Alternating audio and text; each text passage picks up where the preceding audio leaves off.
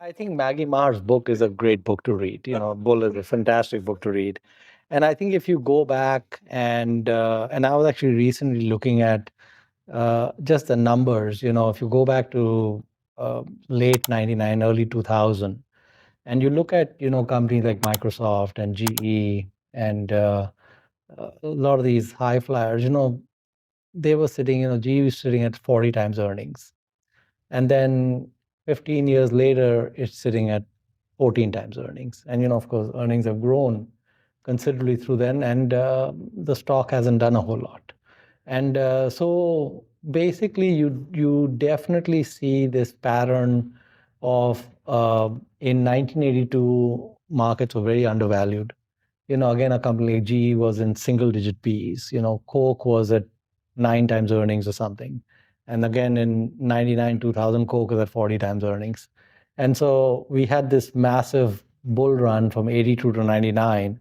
And we haven't had much happen to equities from 99 from today. In fact, if you look at it from the point of view of the NASDAQ, it's almost played out perfectly according to what Maggie would have said, because the Nasdaq peaked at 5,000 in first quarter 2000, and it just hit 5,000 first quarter 2015. So that was a 15-year end to end. Even the Dow and the S&P, they haven't done a whole lot in the last 15, 16 years. So, but but I would say that we are not at a point which is like 1982. And in the sense that we are not at a point where we have screaming bargains all over the place.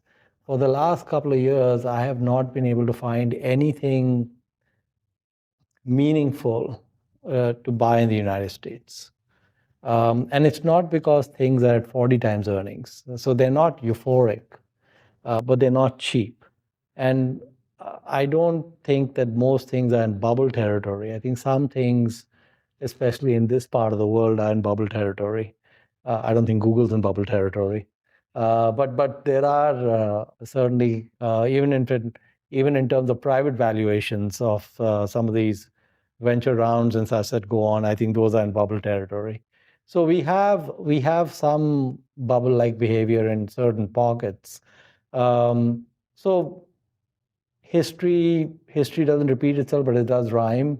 So we don't know whether 2016 or 2017 is a low, but I would say that the odds are high that when you get to the 2030s, 2035s, and that type of a time period, that the lessons of 99, that generation is going to say this time is different, because it's so far, it's 35 years.